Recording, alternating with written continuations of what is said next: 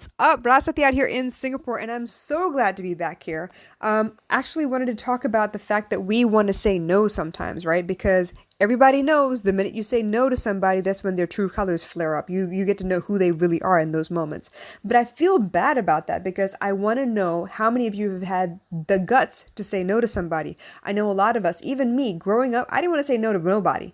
I don't want to say no. I want to say yes. I have a tough time saying no because I felt like they would be offended if I said no. And if they were offended, that means they wouldn't be my friend anymore. And if they weren't my friend anymore, maybe I couldn't go to them and ask for help ever because they no longer speak to me because I said no. But what I've learned as I grew up is once I say no, they have a chance to maybe adjust and keep going forward or take offense. It's up to them, but I won't know that until I say no and then they respond accordingly. So for me, it's really, really important for me to be able to say no in a relationship. And that means any relationship, friendships, spouses, parents, children, any of those things. I want to be able to say no and know that you're going to be able to work with me to find a better solution instead of not saying no at all. And then I take on all this responsibility, all of these these commitments, and then I struggle by myself. So in order to say no, what does it take? Are you brave enough to say no? Are you brave enough to test your relationships and say no? And by no, I'm not saying no, I don't want to do this and I don't like you anymore. It's not like that at all. If, let's say, somebody asks you for help and you genuinely have something to do, are you able to say, you know what, I'm sorry, I can't because I have a pre-existing commitment? Are you able to say, no, you know what, I don't have the money right now to be able to help you, I'm sorry? Are you able to say, no, I can't be there at the moment because I'm somewhere else and it's going to take me a long while to get back to where you are? So these are the things I really want to know, because if you're able in a relationship to say no, that means you're in a safe place. You've found or established a safe enough connection where you feel comfortable enough to say no. Now, a lot of times in the beginning, when you're first, making friends with people, a lot of times people will think that if you keep saying no, that they should just stop asking. But that's not the case either.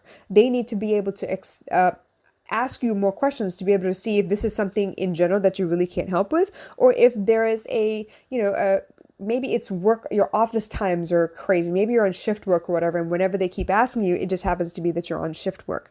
So these are the things you need to be able to ask. I need to know if you are in a safe enough relationship where you can say no, and if they understand you well enough where they're going to ask you questions instead of assume the worst, and then you can actually get to a good working agreement about how you can help each other. A lot of times when we say no, people take offense. I know I've done it too. When someone says no to me, I'm like, oh my God, I don't want to be in that situation again. I'm just never going to ask that person. Case in point, a lot of times when I was going through something difficult while I was married, for example, I've been laid off twice while I was married. When I was going through that, of course, I had unemployment insurance, so I was collecting something small of a paycheck. It was about $300 a week. But in order to be able to feed a family of five, I needed more than that. We had bills to pay. We had kids to feed. We had kids' school supplies and shoes and clothes and all kinds of stuff. So $300 a week was really not a lot, but I made do. On the rare occasions that I needed help, I would ask my husband if I could get some money. And usually it's not like thousands of dollars. It's like $100 to get me through the week so I could get to whatever it is that was going on at the time. But a lot of times the way he responded to me made me feel like I was asking too much.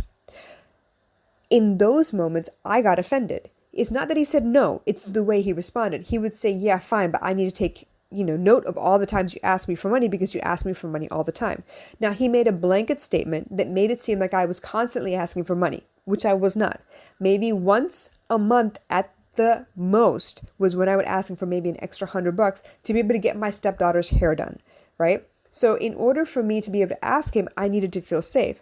A lot of times the way he answered made me feel like I was doing something bad, like I had something to be guilty or ashamed of for asking him for help. So I stopped asking him. So these are the situations I need you to pay attention to. If you're in a relationship and you're asking for, it doesn't even have to be about money. It could be like, can you help me fix something around the house? Could you be here to be with me while I'm going through something? If they answer in a way that makes you feel uncomfortable, that's something you need to be able to talk about rather than be quiet, shut down, and never ask again. That was my mistake. That's something that I did. Immediately, what I would do is shut down and constrict up and feel put upon and offended, and I would never ask that question again because I was scared of getting a no again.